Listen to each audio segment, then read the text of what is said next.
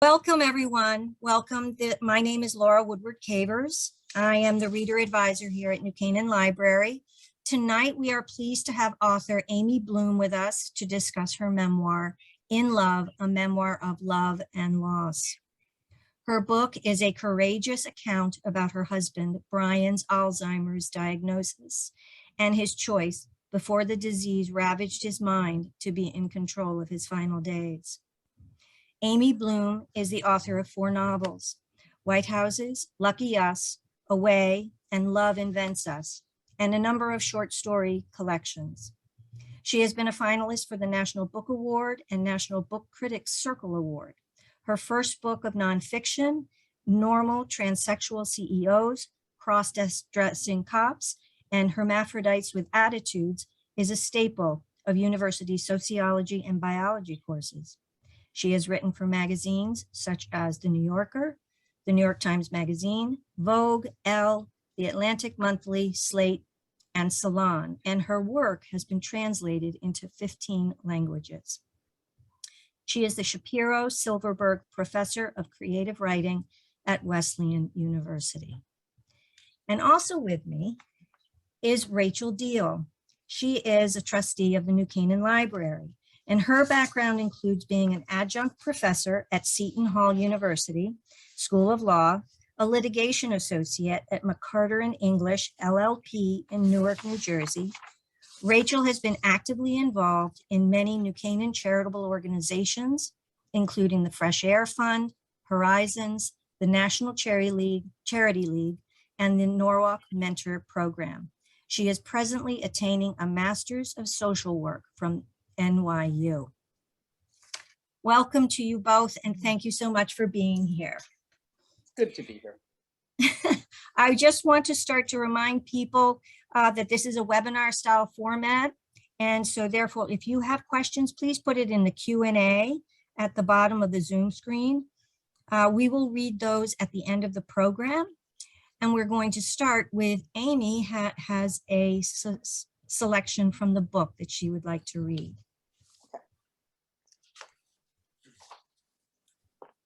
The book begins with me and Brian traveling to Zurich, which is where he will end his life peacefully and painlessly and legally in Switzerland. This section is a little bit about our life together after his diagnosis of Alzheimer's. The chapter is called Better to be Lucky. The good days still have sweetness. If I can't fall asleep quickly, I ask Brian if I can spoon him, and he lies on his right side, and I do spoon him. And sometimes, like the old days, 3 years ago, I slide my hand under his t-shirt and take in his amazingly smooth skin and his smell, which hasn't changed, wood and cinnamon. I lie on his shoulder, and we watch an incomprehensible Scottish mystery. I fall asleep during a crucial 10 minutes, and when I wake up, Brian tells me why the rocking chair or the convertible or the chicken coop is covered in blood. We eat a couple of cookies in bed, and I point out that there's been a change, not a bad thing, but still, in Rachel Maddow's lip gloss, and he admires my keen eye, and we brush the cookie crumbs onto the floor because no one is watching. I plump my pillow so vigorously it knocks everything off my nightstand, and he laughs and says that I'm a danger to myself and others. Those moments are all I want. I want a life of those moments. He sighs and I sigh. The bad days are pretty much us bickering over facts or the heavy gloom that descends on him, for which I do not blame him at all, but it makes for a dark house. Brian gets an email from an old classmate asking if he'll arrange a fishing expedition for her and her husband. This is what he hoped to do when he retired. Be a fishing guide, like he was in his 20s when he took rich people out to hike and fish in Colorado. He mulls it over and I keep my mouth shut. At a couple of points, I actually have to lay my hand over my mouth. He can't do it. He can still fish and he could show anyone how to cast, but he can't arrange an expedition, and I don't want to. I don't want to help them have a once-in-a-lifetime day of fishing on the Housatonic River. And I'll be trading emails, making lunches, and trying to backstop Brian every inch of the way. Brian muses out loud for about 10 minutes and says with some sadness, "I guess I have to decline." He puts on his hat and goes to fish, and I am relieved, and I want to run after him and say, "We can do it. We really can if you want to." All fall, I veer between hand-wringing and grim determination. Rosh Hashanah comes and goes, likewise Yom Kippur, likewise a dinner party at which Brian unexpectedly excels at celebrities, and I feel like a fool to have worried about him at all. And likewise our own families get together in October, in which my son and my eldest granddaughter come down for a visit, and our shining light little Zora comes up from Brooklyn, and we all go through a corn maze with clues, and they get their faces or pumpkins painted, and there is a donkey ride, after which we all eat an enormous lunch. And I have a memory of Zora waving from a small train that goes through a field, and the twins jumping from bale to bale in a hay tower, but I cannot hold Brian in the picture. I know he went through the maze. I know he must have gone grinning down the big slide. There was never a big slide he didn't go down. I know he must have ordered the grilled corn and the fancy French fries, but I cannot see him in my mind's eye. I cannot see much of that fall, and only pieces of Thanksgiving or Hanukkah or Christmas. I know we celebrated them all, and I know he was there, and I know for that matter that I was there too, thinking this will probably be the last, and fearing that it would not be, that I would fail to help him get to Zurich, to the other side of the river, however we must go. And I do remember Christmas because it is smaller than usual, just us and the kids and grandchildren, and I beg off, having my sister and her family, and I hardly care that I am disappointing them all. I remember that winter only because there are photos of Brian and me, him large and grand in his father's jewel-toned silk robe, and me frowning in my tatty robe. Sunlight is coming through the big window behind us on Christmas morning, and I look like an old woman on a long train ride, barely sitting up. Amy, thank you so much for reading that. We want to thank you for sharing your love story about Brian. Your strength and fierce loyalty to Brian allowed him to live out his last days with peace and dignity, and it was truly admirable. So thank you for sharing your story. Amy, at the beginning of the book, before you even get to chapter 1, you write on a page, and I'm quoting, "Please write about this, my husband said." Can you tell us why Brian felt this was important for you to write the book, or what he talked about in terms of sharing his story? Well, I think there were a couple of things. He found it very handy that I was a writer, and he liked my work. And also, these had been issues that had been on his mind long before it was personal. I mean, this is the guy who was an escort for Planned Parenthood from the Right. time he was an undergraduate at Yale. So that was 50 years Right. of volunteer for Planned Parenthood, because he felt that agency and autonomy were important. He felt that people had a right to shape their own life.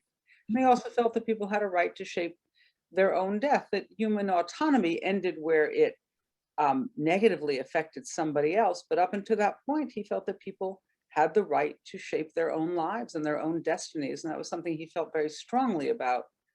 Also, his guiding principles, among other things, were if there's going to be a fight, throw the first punch. And I think that's very much how he felt about Alzheimer's. And part of what he really wanted was for me to tell our story and his story. And he hoped that it might open up some conversational doors for people, since people find it so difficult to talk about the end of life, even though there is nobody who's not going to experience it. Right. Okay. Was for you, in terms of your experience, Amy, was it cathartic to write this?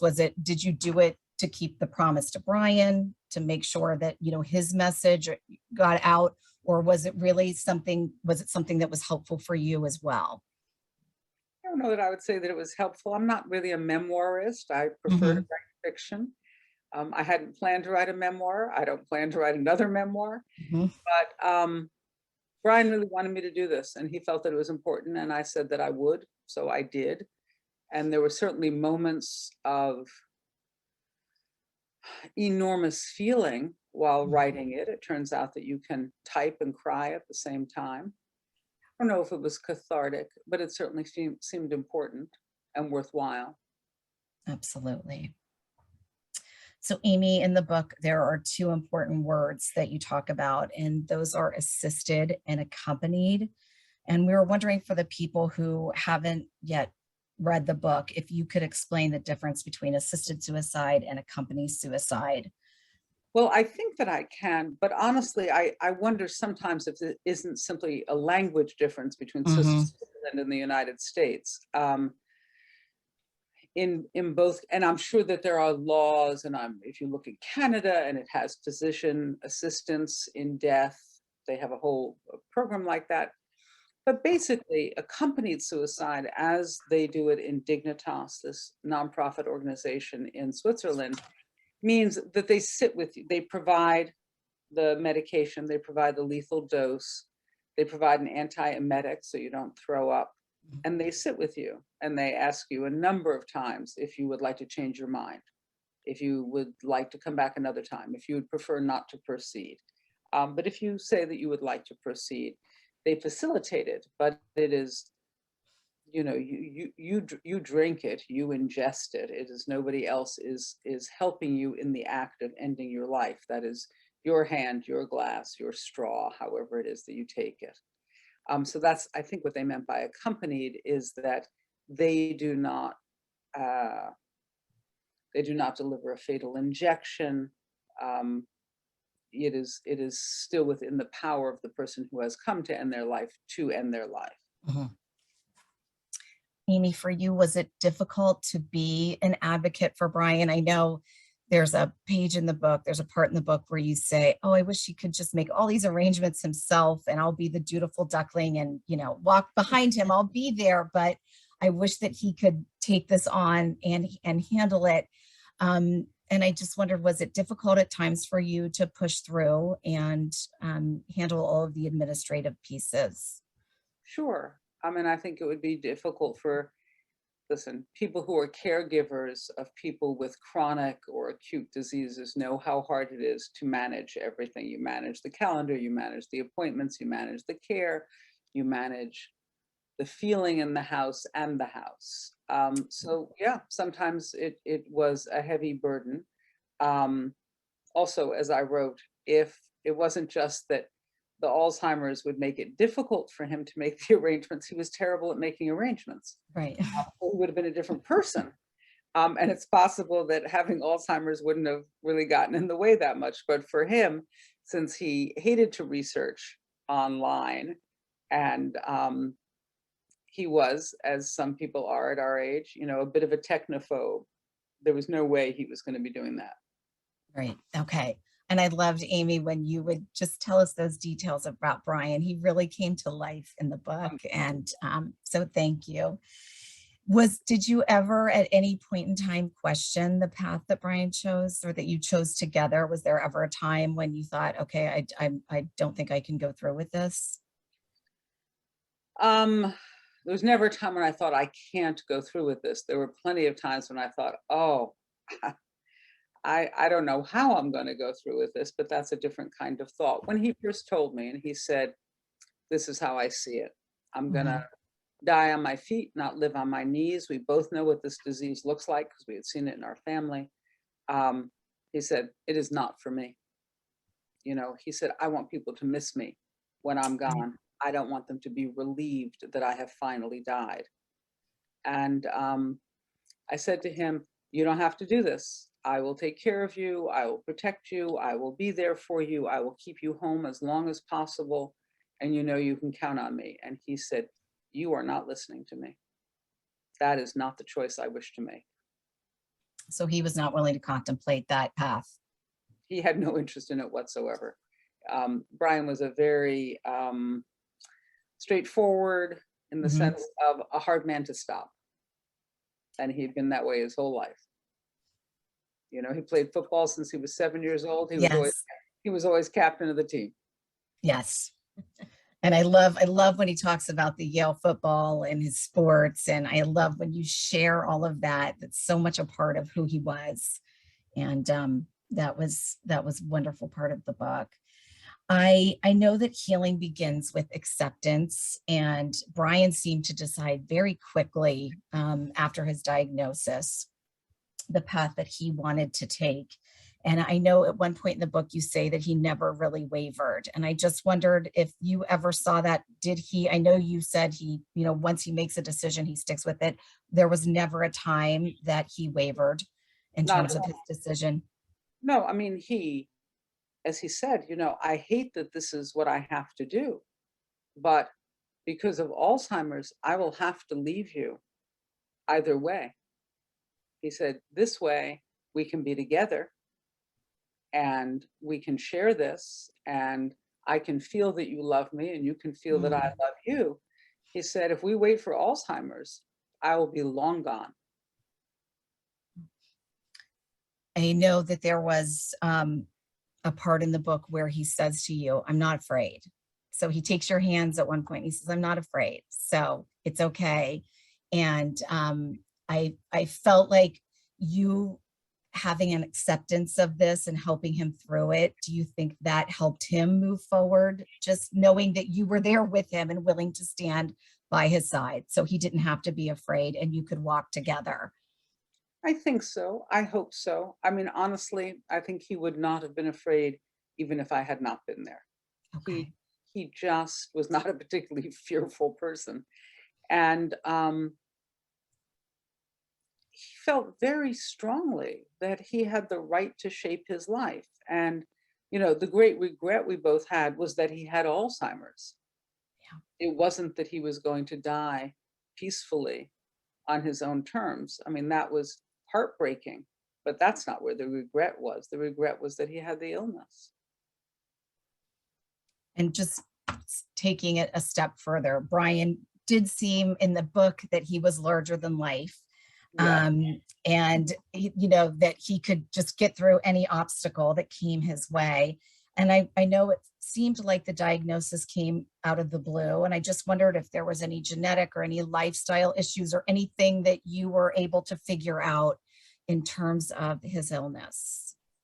I don't think you will find a lot of neurologists who treat dementing diseases among football players who do not think that football may well have contributed to your dementing disease. I haven't met those neurologists. Right.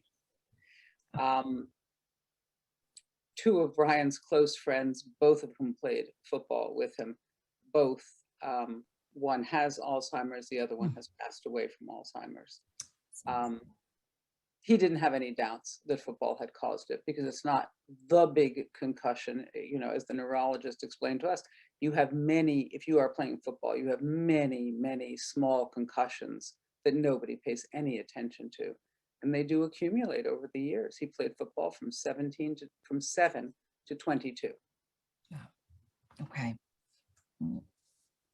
I think that's important information as well to at least shed light on.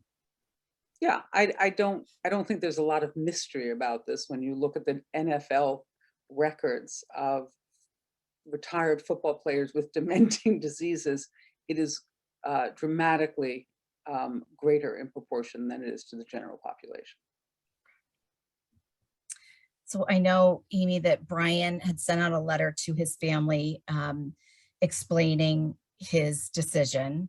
And after you returned home from Dignitas, you sent out an invitation to his memorial service to his friends, explaining his illness and his wishes to die with dignity. We were wondering, did you have any pushback from anybody that you sent the letter to? Was it difficult for family and friends? Did you feel completely supported, or? I felt supported enough. Okay, I hear you. People that were close to us in our families, all of my children. Yes.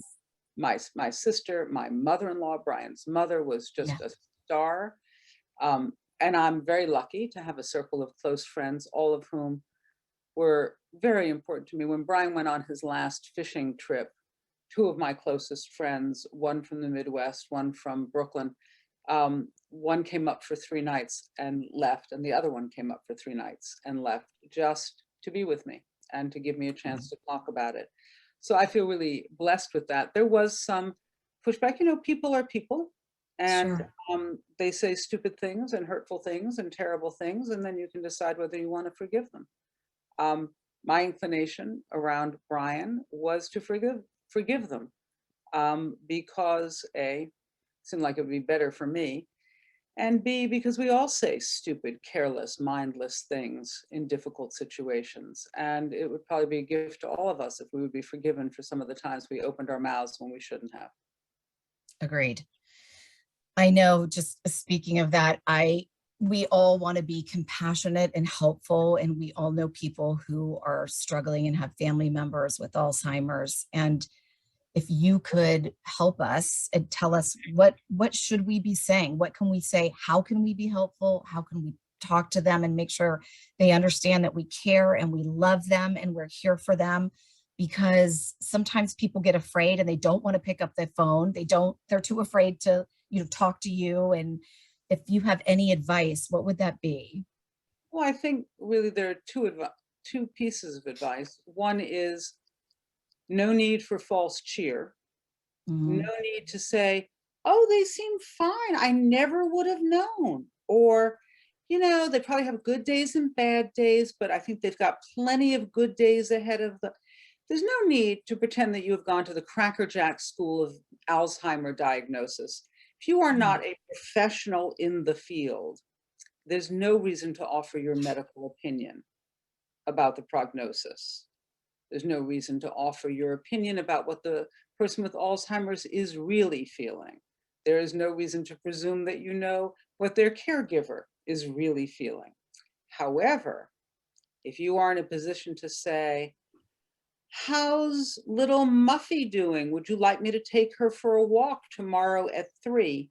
That is helpful. Yeah. Would you like me to take your husband and the dog for a walk at 3? Could I drop over a lasagna Wednesday at 5? I'm going to the grocery store on Friday. If you text me a grocery list, I will be happy to get the groceries and drop them off. Remarks like, let me know if there's anything I can do, if I can help, seems to me, when you are under duress as a caregiver, to be pretty much like, see ya. Okay. This is Do you good. want to Okay. help? Do you want to help? Be specific. Yes. And do it. You And don't do even it. have, Yeah. suggest what you can do and then deliver the goods. It's very good advice. Amy, this topic of accompanied or assisted suicide, is it something, and I know Brian's passed, this was something that was very important to him. This is how he lived his life. He wanted his own choice, etc. Is this an issue that you had thought about or had a certain perspective on at one point and then it changed? Or is this something that you'd ever thought of? Well, I'm sure I must have thought of it occasionally. I mean, both of my parents died at home because I arranged for them to die at home. That was their wish. I had sat at the deathbeds of 2 very close friends at different points in my life.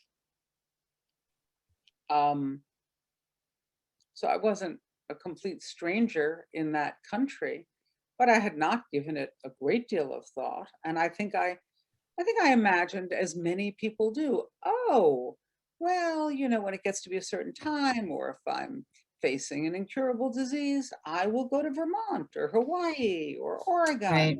They have those wonderful right to die states, and I will end my life peacefully and legally. However, as it turns out, not very likely. Right. Okay. And Amy, there was a part in the book, and I found it fascinating, the part about the tarot card and the reading. And I just wondered if you could share your thoughts about, just how you feel about it. At first, I wasn't sure if you did it for fun, and then when things started really in the universe kind of playing out, when she was talking to you, I just wondered if you could expand on that a little bit. Sure. I mean, I realize, to people who know me, if you know me fairly well, it seems very unlikely. If you know me very well, it does not seem unlikely. Mhm. My dad was a journalist and a very hard-nosed rationalist. with a tremendous interest in the paranormal, always. And I said to him once, I said, Daddy, really? Little green men from outer space? And he said, I doubt it. He said, but what kind of rationalist would I be if I was not interested in the things that cannot be explained? Mm. He said, that's not rational, that's just denial. And I think I am very much my dad's daughter in that way. And Okay. also, when I was a teenager, I was a shill for a psychic. I used to work for a lady in the village in New York, next to a restaurant called Sandalino's. And Oh. Friday and Saturday night, I would take the train in from Great Neck and walk up and down in front of Madame Rosa's place, going, Madame Rosa, $5, sees all, knows all, both worlds. And so I was always very comfortable with tarot cards. Not that I actually thought she had any kind of gift whatsoever, except a sharp eye and a good sense of observation. And I certainly, when I was a clinical social worker, never had a better supervisor than Madame Rosa, who was a very astute judge of character. So I was always comfortable with the cards. And I sort of fell across Susie Chang, who was a wonderful tarot card reader and teacher. Mhm. And we had a very quick half hour in a bookstore when I was working on a novel. And she made a couple of very astute remarks. My favorite part is, without knowing anything about me, she put a string of cards on my right and a string of cards on my left. And she said, left is your work, right is your family. And on the left is just one image after another of a hermit, of a person being alone, of a person alone on a cliff, of a person not being bothered by anybody else. That was my professional life. My family life was basically people being pecked to death by ducks. And she said, there you are. She said, this is the struggle of your life. And I said, thank you, I know. And then I would go to her periodically, but she was, first of all, quite comforting. Yeah. And also did really give me very good advice about when we should get our date from Dignitas, because they always offer you a couple of different dates so you can make your arrangements, make your plans, come to terms. And she said, you got to take the first date that they give you. And I was like, well, we've got things to do. And, I'm sure just dragging my feet emotionally, understandably. And she said, no, you really need to take the first date, because if you wait until the second date or the third date, there will be real difficulties. She said, I'm not saying you can't overcome them, but please take the first date. And by the time I flew home from Zurich, they were already closing airports because of COVID. That part of the story was just amazing to me. So, okay, thank you for sharing that. I really appreciated it.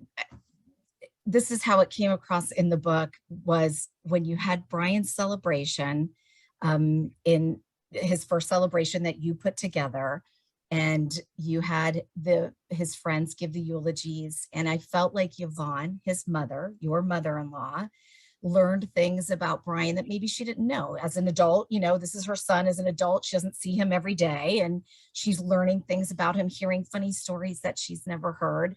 And I thought that was beautiful. And then when you went to the celebration that Yvonne put on, and people who knew Brian from, when he was a baby to 18 were up talking and telling stories. I just wondered if you learned anything about Brian that you didn't know. Like Yvonne learned things about Brian as an adult. If you learned things at that celebration of his life that you were like, wow, I didn't know that about Brian. If you heard some stories or something about him. I wouldn't say so. I mean, Brian liked a good football anecdote, and most of the anecdotes were actually about Brian as a football player in high school. Yeah. And one of the most lovely things one of the guys said to me is, he said, nobody knocked you down harder or was quicker to put out his hand to pull you back up again. And that was very much Brian. I mean, Brian liked contact, whether it was combat or effective. He liked contact. And I didn't feel that I learned very much new about him, but it was lovely to hear people who knew him as a teenager and the boy that was going to become a man. And And that was really a pleasure. It also made me very aware of the fact that, I was only in his life, relatively speaking, for a short period of time. And it felt like a long period of time, but really Yeah. it was only 15 years. Amy, did you feel when you were at Dignitas that they were, I know the process to get there in the book, you reveal, takes time. They dot their I's and cross their T's, etc. You didn't really even learn the real identity of the woman that you had been speaking to over the phone until you got the actual green light. I just wondered if you could just talk about if you and Brian felt welcome. Did you feel that they were there for you, and they took you through the steps? And I just wondered your feelings about their program. I will be grateful to these people forever. Yeah. Um, I will say that they were Swiss, so they were not wildly effusive or, cuddly, but they were very helpful, very kind, very thorough, very tactful, and very helpful. I could not have asked to have worked with better people all the way through. Okay, well, that's wonderful. And it came across that way in the book. They were very professional.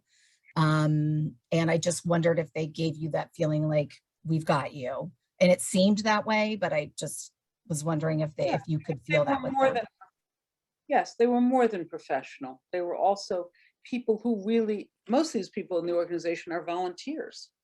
And these are people who believe that this is a human right. It's not a profit-making institution. Right. The women who greeted us at the apartment at the end of Brian's life were there because they felt that this is a human right. And they felt that this was a way in which they wished to volunteer. And it seems like, Amy, from what you were saying in the book, that this model may be growing, or there's another. There is a second organization called Pegasus, which is Right. also in Zurich, which is in fact founded by people who had been at Dignitas. So because you cannot make these things up, there are now two organizations, both nonprofit, designed to assist people with a painless and legal end of life when they find themselves in circumstances that really make that the best possible option. And they're both in Zurich and Okay. nowhere else in the world. Right. It's amazing. Amy, I know you wrote the book, and I know you're, out now talking about the book and bringing these issues to light, which is important and critical. And I just wondered if you've had time to grieve, and if so, how do you go back taking care of yourself now? What do you do to be good to you?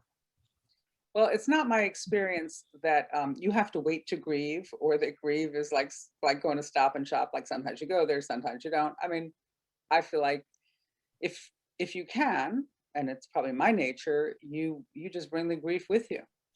And Mhm. like a baby on your hip. You don't, you just move forward. You still Yeah. got to make dinner. You still got to get up. You still got to take a shower. You still got the baby on your hip. Sometimes you get to put the baby down, then you pick the baby up again. And that's sort of how I feel about it. I don't resent it or object to it, nor do I think it's optional. I think for me, you grieve and move forward in the world. And one of the things that was a real gift for me, not that I Mhm.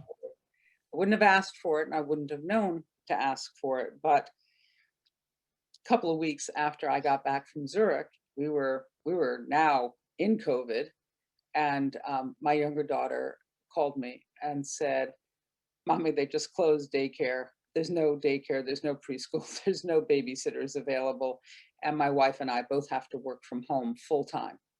And I said, "Get in the car." And they got in Oh, the car and they lived with me for the next 5 months. And oh, I it's so cannot nice. think of a greater gift. I think no matter how one longs to retreat from the world in the face of grief, you also have to know yourself. And I am not much of a crawl into bed and not get out for a month kind of person. And so to have life in my house and be able to be in the world. So it was a little world. I mean, it was a pandemic. It was a little world. Yeah. Mhm. It was enough world, and I am so grateful for it. You want to be able to plant something green, even in the darkest part of the forest. Absolutely. That I'm sure those 5 months were a gift. So that's it's wonderful. We were going to open it up to questions now, Sure, Amy. sure. And gonna, yeah, sure. One of the questions, Amy, is can you talk about the time of the diagnosis? Sure. I don't know if there's a particular question. We got the diagnosis, and as the neurologists tend to do, they were like, it is probably Alzheimer's. Of course, you would never really know until you had done an autopsy, and you must get an MRI. And so then the second appointment was looking at the MRI, which honestly, you didn't need a lot of medical training to understand that there was a great deal more white space than there should have been, and that his brain was just much smaller at that point than would have been normal for a man his age. So, what I think about it is that it was terrible, but it was not a surprise to me. I had been seeing symptoms that I had some trouble interpreting for Hmm. several years. I think Alzheimer's is one of those diagnoses that really occurs in hindsight. You Yeah. know, you look over your shoulder and you go, oh, that was that. Oh, I think that was that. Oh, that's why he left his job. Oh, that's why he didn't want to go on vacation. Oh, that's why she stopped visiting with friends. Okay.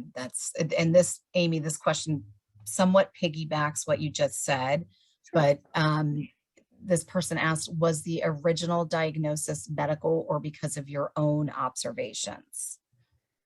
Well, the diagnosis was medical because, despite my fantasies about my own medical insight, I am not any kind of doctor. And I suspected because I had been a clinical social worker, I had worked with people with Alzheimer's, we had Alzheimer's in the family, I knew what it looked like.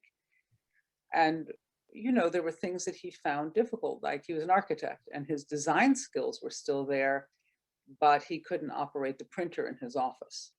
Mm. Week after week after week, could not take in new information, which is really one of those very strong symptoms. Um, he started carrying a paper calendar around the house all the time, clearly because he was anxious about forgetting things. And so would sort of write things down, but also things that didn't need to be written down. Or I would say something like on a Wednesday, honey, there's a 7 o'clock movie, let's go. And he would say, just a minute. And he would get his calendar, even though it was Wednesday at 5 o'clock. There was not going to be anything on the calendar. But I noticed some of those things. I noticed that he became less gregarious. I noticed that his speech became a little simplified. This was a very voluble and articulate guy. And Mhm. it was more referring to the guys or the kids or that thing, just a little less fine tuning in his communication. So I was not stunned by I was, it's like a car approaching you when you're walking down a sidewalk. If the car is headed towards you, you are not surprised that it hits you, but you are overwhelmed. Mm. Sure. And Amy, I know in the book you talk about the blue notebooks that Mm. you use to communicate. And I don't know if you want, I'm assuming maybe that's also a piece of how you knew it was just getting easier to communicate that way, or so he would not forget things, etc. Absolutely. And also I observed that he became very fussy about the notebooks. This Hmm. one was too small, this one was too large, this one didn't have the date on it. How was he supposed to know if it was yesterday's note or today's note? Because part of what he was telling me is I am not going to remember if I saw this the day before or not. So if you want me to know, you better write what I understood is I need to write the day and the date at the top of every page so that he would know that these were messages that referred to today. And I recognized that there was no point in writing messages that would refer to later in the week, just as there was no point in telling him things that Hmm. would happen later in the week. Amy, we have another question. And it says, when you were at your loneliest, what words would have most helped you? Well, I was often at my Mhm. loneliest, and the words I think that were really helpful, I think, was just the support from my friends and my family. And also for me, being engaged with my grandchildren, being, Mhm. I mean, sometimes I didn't have much follow through, but, being able to be present and be engaged was helpful to me. Um, Being in the garden was helpful to me. Didn't make me less lonely, but it sure is a beautiful place to be lonely. Yeah. And I think one of the things that really helped me actually was Brian's best friend said to me, he always counted on you and you never let him down. Mhm. Very true. Yes. Amy, another question is, it says, this is probably wishful thinking, but did either your training as a psychotherapist or your experience writing fiction, I'm thinking of the lovely William and Claire stories in Where the God of Love Hangs Out, help you in your grief? No, not really. But I see how they could have. Yeah. I was glad that I could write the book that Brian wanted me to write, and that has been a positive thing for me. I think the training as a clinical social worker was something that I did actually call upon. I just don't know that it really helped, but it helped a little bit in that, you know, um, I'm very old school as a psychotherapist and a clinician. And so my training is you don't finish people's sentences for them. You don't jump to conclusions. You don't presume that you know more about the person you're talking to than they know themselves. And that patience and that listening was often really helpful, but often, you know, you know, if Ryan looked at me and had sort of given me a very convoluted metaphor about something, and I said, honey, I'm sorry, I don't understand, it didn't stop him from walking away in frustration. It might have helped me to think, you just got to sit with this for a minute. Mhm. It's just one of those hard moments. And, being able to sit with it was certainly helped by my training, but also probably helped by my learning to be a more patient person as I got older. Yeah. So along the same lines, Amy, another question is, you wrote this deeply personal book and now you're speaking about it in public with strangers. Are there things you wrote about that are hard to talk about? And maybe is some of this surprising to you?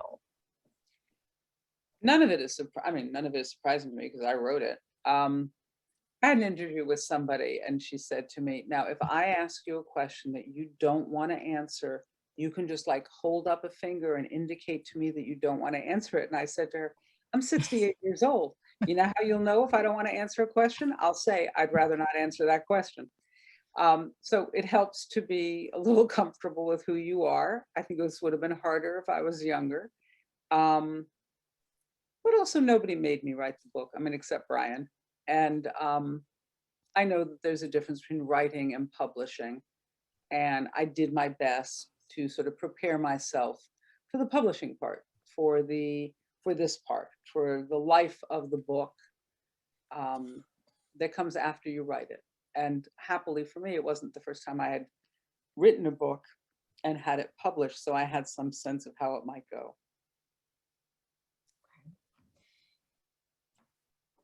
Um, s- One of the questions is, if you came down with Alzheimer's or a terminal illness, do you think that you would go to Dignitas? And if not, how would you handle the difficult last chapter of your life? Well, there's a wide range of terminal illnesses, so I cannot Sure. speak to all of them. But if I were diagnosed with Alzheimer's, I would absolutely do what Brian did. There's no doubt in my mind. Okay. Another question, Amy, along these same lines is, when were you certain that it was imperative to follow through on the end of life decision?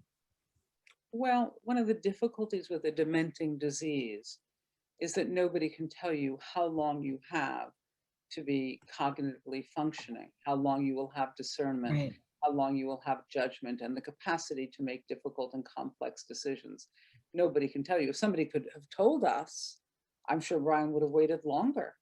Sure. But everyone who was honest with him, every medical professional was like, nobody knows. Especially with early onset, sometimes it moves quickly. Sometimes it's a little bit like a rock rolling downhill, and then it hits a plateau, and then it starts up again. And nobody was in a position to give him any solid information about. I mean, people say, oh, you might have a couple of good years. Well, first of all, there'd be like, well, how are we measuring good years? And also there was the might. You might have, you might not have. And if you don't have it, and you have not made plans for your end of life, you will not be in a position to act on it. So we certainly would have, and again, as I say, the regret is that we didn't have more time, and the regret is that he had the disease.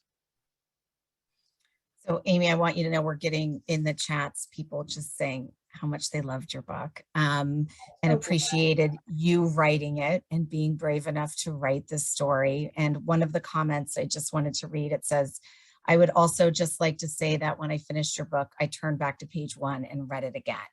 Oh, So, and just along those lines, Amy, what do you think Brian would think of the book? well, his best friend said to me, oh, he would have loved it. He said, Oh, good. He said, you made BA look so good. So I think he would have liked it. I think he would have approved. I think he came across in a way that he would have recognized and been comfortable with. One of his great human qualities is that he was really at peace with his faults. You know, Yeah. If I called him out on something, he would be like, yeah, I see that. And he might work on it, he might not.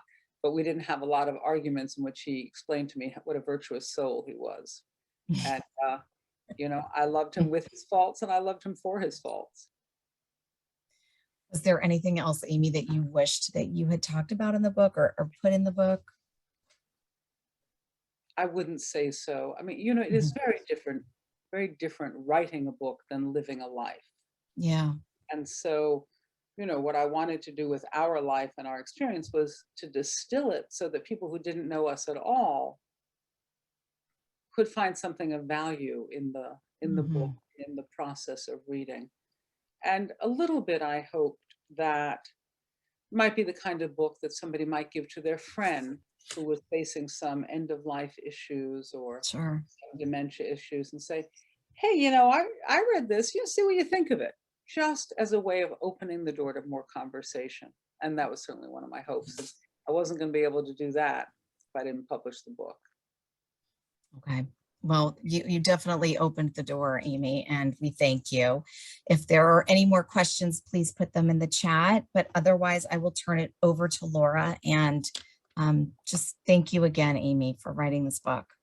Oh, thank you. Thank you for having me here and with everybody. Amy, thank you so much.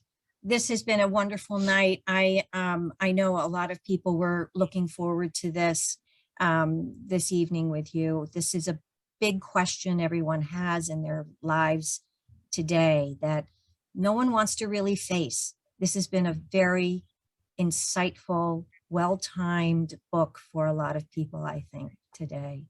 Well, Thank you very much. Thank you. And thank you both for having me. I think you have one more question, but that's. Yes, it just popped in here. Let's see. We can take one more question. Yes. Okay. Because the book was so personal, did you find yourself often crying with emotion, not necessarily sadness when writing it? All the time. Mhm. All the time. I had a cup of coffee on one side and a box of Kleenex on the other, and my keyboard in the middle. I'm a crybaby anyhow, but this was, no holds barred. And I can imagine that Brian is with you every day, like you're having a conversation with him every day. Often, Yes. right? I do know the kinds of things he says. And also I have a tree, a memorial tree for him in my yard. It's a big, big linden tree. And in about 2 weeks, it will be covered in yellow and white flowers. And it will That's great. all smell like honey. Oh, it's great. So, We are getting a lot of thank yous, Mhm. much appreciated. Thank you very much, Amy Bloom. And you. thank you everyone for attending. We are very happy to have you here tonight. Rachel, thank you for your Thank wonderful you. questions. Thank you. So much for the conversation, and good night, everybody. Thank Good you. night. Good night, Amy. Everyone have a very nice night.